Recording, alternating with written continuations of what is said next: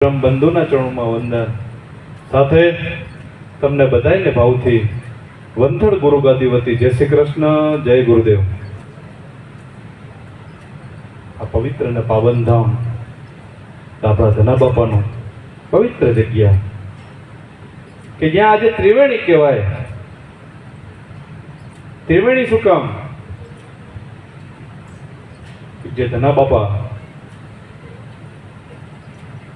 ગંગા સ્વરૂપ ભાગવત ભગવાન નિમાય તમને આવા વ્યાસ સ્વરૂપ જ્યારે કથાનું રસપાન કરી રહ્યા છે ત્યારે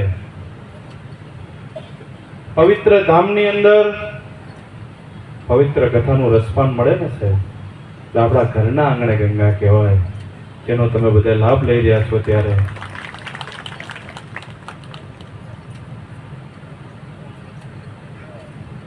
જેને રામ નામ ભગવાનનું ભજન કરે, હમણે જ કીધું વ્યાસજીએ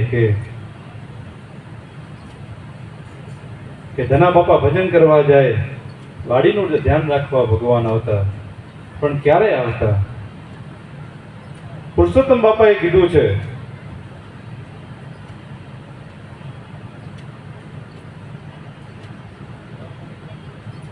આપણે કથા અત્યારે સાંભળી રહ્યા છીએ, પણ પાછળથી વાંચે તો થાક.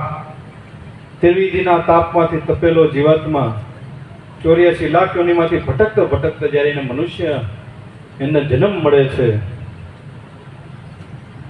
તો આ મનખો આ શરીર ભગવાને જે આપણને આપ્યું છે, આ ભાડાનું મકાન ભગવાનનું આપેલું છે, તો આપ્યું છે તો આમ તો ગણીએ શાસ્ત્રીજી, તો જ્યારે કથા થતી વ્યાસજીએ સત્સંગની વાત કરવાની ના પાડી છે અમને. આજે તો ધના બાપાના આશીર્વાદ, અને હું તો આમ તો ભાગવતનું રસપાન કરવા જ આવ્યો હતો, તો મારા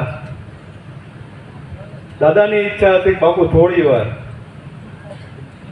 વંથળ ગુરુગાદી પ્રત્યે અમારા દાદાનો ખૂબ પ્રેમ હતો. પુરુષોત્તમ બાપા પણ ખૂબ આ વિસ્તારની અંદર ખૂબ આવ્યા છે, ખૂબ સેવકગણ છે, ખૂબ બાપુ રોકાયેલા છે. ધના બાપા વખતનો પુરુષોત્તમ બાપુના ઘણી વાર આ જગ્યામાં પણ આવ્યા છે. અમારા લંગાડા આવે એટલે બધા છોકરાઓ અહીં લઈ આવતા, બાપુ અહીંથી નીકળ્યા હોય ધોળા જંકશને ત્યારે બાપુ અહીં રોકાતા. પુરુષોત્તમ બાપુ કહેતા કે જે ઘરમાં મા બાપની સેવા થતી હોય એ ઘરને ભગવાન દિવસમાં 3 વખત ખબર લે છે. તમને મને બધાને ખબર છે કે જે ઘરની ભગવાન દિવસમાં 3 વખત ખબર લે તે દુઃખ આવે. ઘરના તીરથ ગમતા નથી, બહાર ભટકે કઈ વળવાનું નથી. મા બાપ કહે છે જા બેટા તે મારી ખૂબ સેવા કરી. ભગવાન કે મારી પણ સત્તા નથી જીવને દુઃખી કરી શકું. માટે દીકરીઓએ મા બાપની સેવા તો કરતા જ હતા, પણ બાપુ કહેતા કે સાસુ સસરાથી મા બાપ સમજીને જો સેવા કરશો તો આપણા ઘરની અંદર સ્વર્ગ પડી જશે. માટે મા બાપની સેવા કરજો. અને સાસુએ ધ્યાનમાં રાખવાનું કે દીકરાની વહુ છે ને આપણી દીકરી જ છે. પછી હાવું પણ ભોગવે એના કરતા પોતાની દીકરી સમજીને એને હાચવશો ને તો તમારી સેવા કરશે. બાપુ બીજું કહેતા ભાઈઓ વ્યસનથી દૂર રહે અને માતાજી ફેશનથી દૂર રહે. આજની દીકરાની વહુને ખબર નથી હોતી કે આપણા સુરાપુરા કોણ છે. આપણા દીકરાઓને ખબર નથી આવતી આપણા સુરાપુરા કોણ છે, આપણા કુળદેવી કોણ છે, આપણા સુરાપુરાનું સ્થાન ક્યાં છે. 12 મહિને આપણા માતાજીના નિવેદ કયા થાય છે. બાપુ કહેતા વ્યાખ્યાન શરૂ કરે ને 1.25 કલાકનું વ્યાખ્યાન કરતા પુરુષોત્તમ બાપા, સૌથી પહેલો શબ્દ બાપુ વાપરતા કે આપણું ધર્મનું પુસ્તક રામાયણ, જેની જગતની અંદર જોડ ન જડે એનું આપણું ધર્મનું પુસ્તક રામાયણ, જેમાં ડગલે ને પગલે તુલસીજીએ મા બાપની સેવા કેવી રીતના થાય, ભગવાનની ભક્તિ કેવી રીતના થાય, દીકરીઓ પોતાના સાસરીમાં કેવી રીતના રહેવું, સંસારમાં રહીને ભગવાનની ભક્તિ શાસ્ત્રમાં સર્વશ્રેષ્ઠ ગણાય છે. માટે ભગવાનની ભક્તિ કરતા રહેજો. દીકરાઓને કહું છું કે આ જમાનાની અંદર પૈસો કમાવો ખૂબ જરૂરી છે. એટલો બધો પણ જરૂર નથી કે આપણે આપણા પરિવારનું ધ્યાન રાખી શકીએ. આજે શાસ્ત્રીજી દુઃખ એટલે થાય છે અમને સાધુડાઓને કે પેલાના જમાનામાં વૃદ્ધાશ્રમ નહોતા. આજે સાહેબ ગામડે ગામડે ઠેકાણે ઠેકાણે નીકળીએ ને 1, 10, 15, 20 કિલોમીટર આગળ વધેલી એક વૃદ્ધાશ્રમ આવે છે.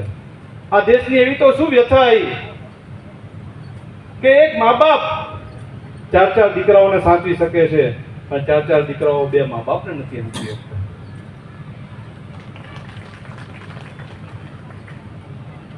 આપણા કરતા સાહેબ હું નાનો નેહડો હોય, ગરીબ માણા હોય, પણ સાહેબ એના મા બાપને ભરવાડ સમાજ ને રબારી સમાજ ક્યારે વૃદ્ધાશ્રમમાં નહીં મોકલે સાહેબ.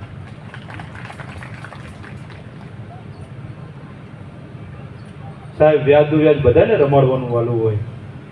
વૃદ્ધાશ્રમમાં જાઓ તો કોઈક મા બાપની જોડે બેસીને એની વ્યથા પૂછજો તો તમને ખબર પડશે. અમે તો મળેલા છીએ, એમની જોડે રહેલા છીએ, એમના આવડા જોઈએ ને ત્યારે એમ થાય. હું તમને બધાને કહું છું જાહેર મંચ ઉપરથી કે બોલવું નહીં, પાડવું એ બહુ મહત્વની વસ્તુ છે. કદાચ તમે કોઈ તમારા મા બાપને નો હાથ કહો તો વંથર ગુરુગાદી મૂકી જાજો, હું મારા મા બાપ બનીને એમની સેવા કરીશ. પણ મા બાપને સાચવજો સાહેબ. જ્યારે હું ગાદી ઉપર બેઠો ને ત્યારે મેં મનથી સંકલ્પ પુરુષોત્તમ બાપાના સમાધિને, દિનબંધુ બાપાના સમાધિને નક્કી કરી નીકળો છું કે ભગવાને જીવન આપ્યું છે ને તો કોકને મદદરૂપ થવા માટે આપ્યું છે, કોકની તકલીફ દૂર કરવા માટે આપ્યું છે. માટે જો